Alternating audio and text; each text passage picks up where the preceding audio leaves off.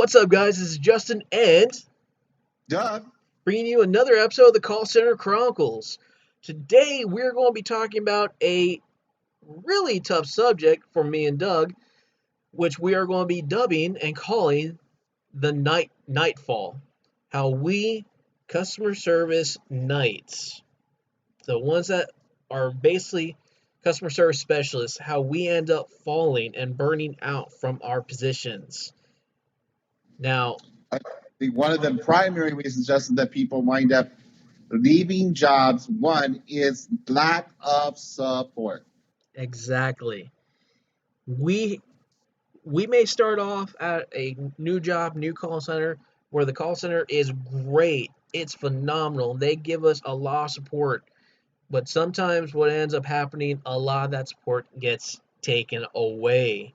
And it's just gone. There's nothing left. And I feel that that's what really burns us out, mainly just due to the fact that we want to help and resolve a situation that might take 10 minutes, a little longer than the 3, 4, 5 minutes that's required to end a call quick. But I feel like most call centers, especially moving nowadays forward, it's can you knock out more than 25 calls in the first 15, 20, 30 minutes or the first hour of your shift?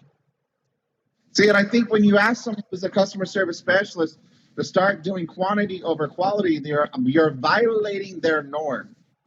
You're violating their standard. You know, I yes, feel that here in my heart. to Like, I feel drive, like it's violating it. yeah, you need to drive a handling time, right? We have goals. That's great. We have a target. But when you allow a customer service specialist to drive resolution, then the 1 to 2 to 3 calls they might take longer during the day over their average handling time isn't going to impact it because they're knocking those others out fast. And you're not going to have to worry about those long calls because you're getting less repeat calls. Now, talk about burnout. When you're getting call after call after call after call after call and no breaks between calls, you're creating that by doing this whole get as many done in 20 minutes. Exactly. And when there's no resolutions to calls, when it's if you can't end a call in 3, 4, 5 minutes, transfer them to someone else. Just transfer them back, transfer them anywhere, just get them off the line. And I feel that that's not right. I mean, if we want to avoid callbacks and get a one call resolution, we have to take that time just to resolve that one call. I mean, if we're taking 100 calls in a day, 50, 90, 100 calls, but yet they're all being ended in 3 to 4 minutes, but yet we have one call that's 10 minutes long, that shouldn't matter because the average handle time, the ACH, or whatever your call centers may call it,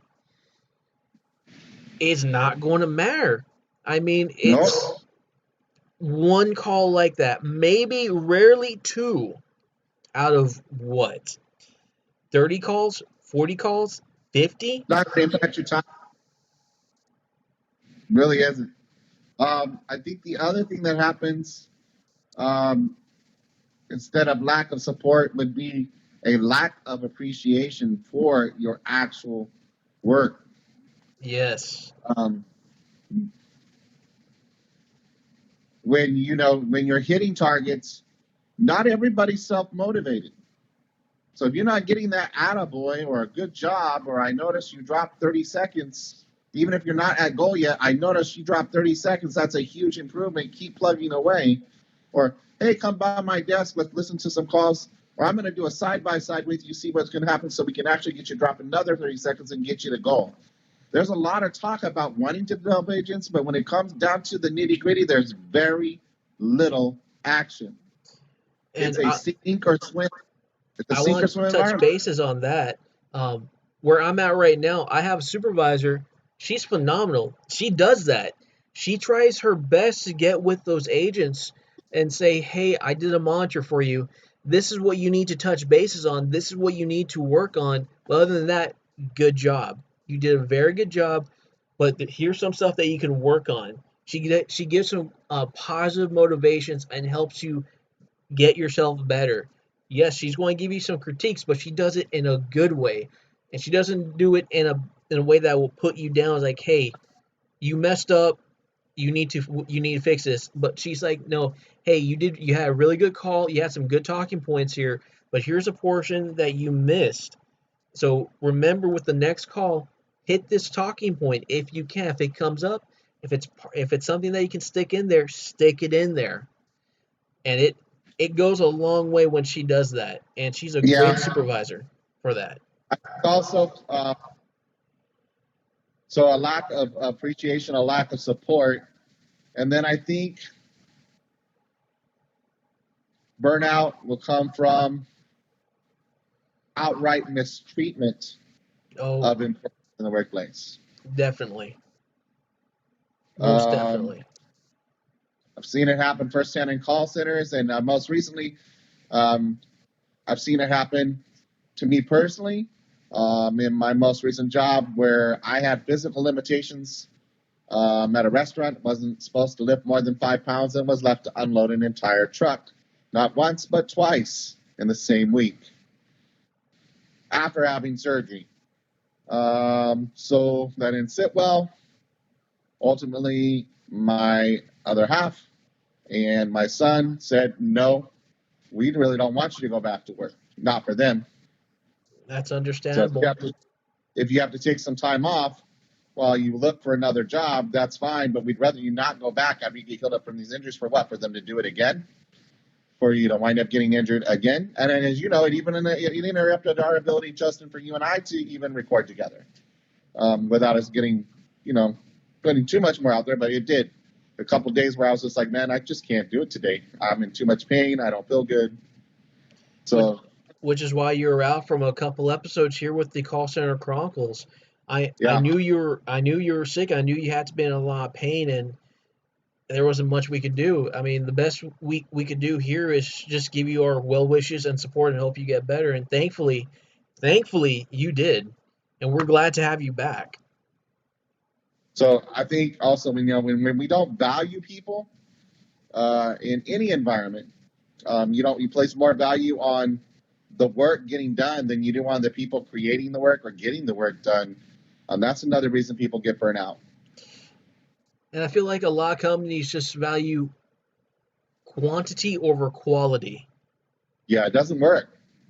It doesn't work. It's always going to end up biting you in the booty, so to And speak. I feel that you can have quality and a good amount of quantity. You have to be able to balance it. It can't be quantity and no quality. Well, I remember I used to drive this point home when we worked on a same project together. And I wound up proving that to our mutual supervisor, Jason, at the time. Um, Jason. Um, but I remember proving it. I said, I may not be your fastest rep, but I'm still meeting targets. Yes. I said, but if you look at my quality, I have your highest quality and your highest one call resolution. So, which do you think the client's going to look at? Do you think the client's only going to look at handling time, or are they going to look at handling time plus quality plus call resolution? Because when you're not driving quality and resolution, you can have as many fast calls as you want. You're getting the customers mad and they're losing business. Exactly. And the more customers you have mad, the more likely, the more callbacks we're going to have, the more escalated calls we're going to have, and the possibility of whatever type of call center you're at, bank, cell phone provider, gaming, whatever it may be, there's a good possibility that they will close those accounts. They say, you know what, I don't want this phone provider anymore. Close my account. Or you know what, I'm done with this console. Close my account. I'll go over and play something else. I Yep. mean, it can happen like that. And we may joke about in the call centers that say, "Oh, you want to close the account? All right, done." But you know what? The last thing anyone wants is for an account to be closed. What can we do to resolve and fix the issue in one call, not two, three, four, five calls later, after speaking with one, two supervisors, or a manager. And these repeat calls where these people, customers are getting angry, are another reason for burnout. Because a Oh, good yes. representative can receive that call.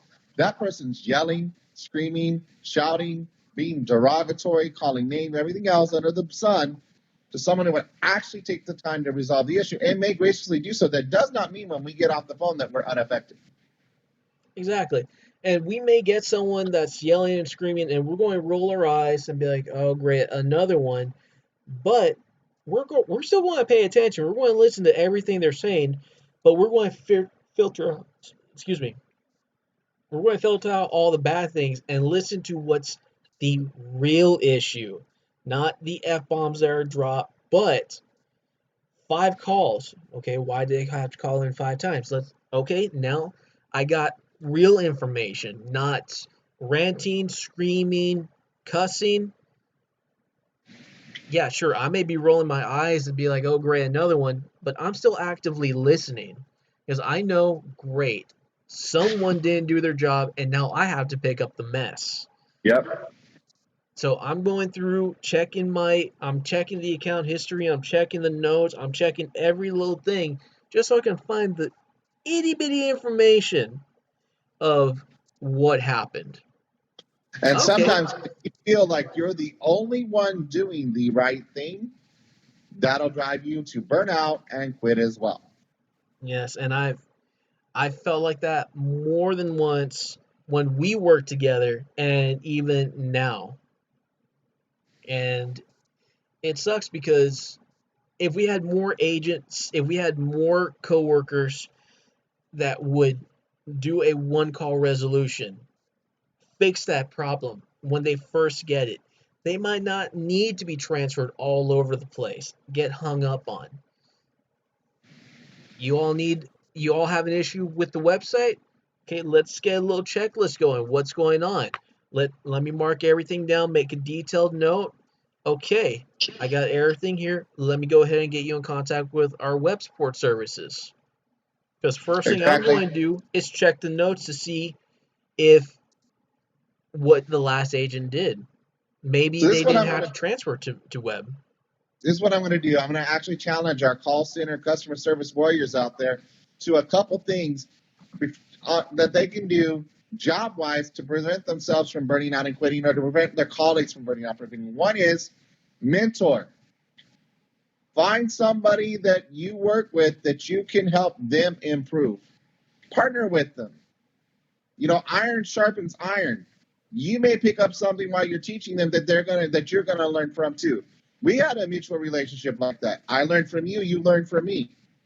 Um, Two, make sure that you are trying for that one call resolution. Try to prevent the multiple callbacks. Trust me, your colleagues are going to appreciate it. They're going to get less of those headache calls. You'll see an impact. And three, take some ownership of the call.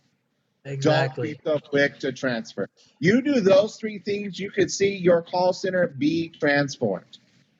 The call center will grow and it'll be a lot better environment.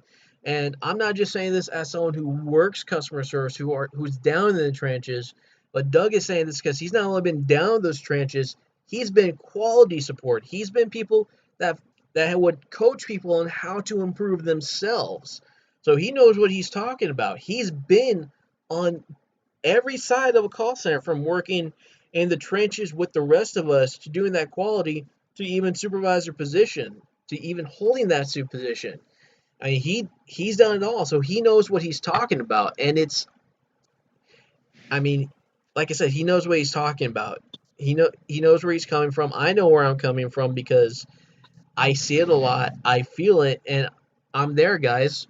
We all get burnt out, and I think it's because we don't have the necessary tools, or our tools were taken away. I mean, if I want to hammer a nail, I'm going to use a hammer, not a rock. Thank you. Exactly. Well, I think we had a really good discussion tonight. I think we're in a good place to wrap up, and you and I come together and brainstorm what we'll discuss on the next episode. Um, And I'm getting excited about the whole dark files things that we're going to be doing on that whole new collab. So Oh yeah, we I'm got really that to excited look forward about to. that. So I guess, guys, at this point, this is Doug And Justin, with another episode of the Call Center Chronicles. And don't forget to kill that queue. have a great night, guys. Bye.